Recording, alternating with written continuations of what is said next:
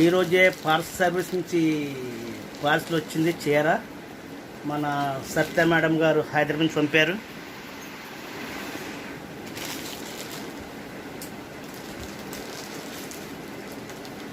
ఈ వీడియో ఎందుకు పెడుతున్నానంటే చాలామంది కంగారు పడిపోతున్నారు, పంపిస్తున్నారు. అందరికీ కంగారు పడద్దు. నాకు కూడా వచ్చింది, నేను రాదనుకున్నాను, కానీ ఎన్నో జిల్లాల అవతల నాకు పంపారు. చూపిస్తున్నాను.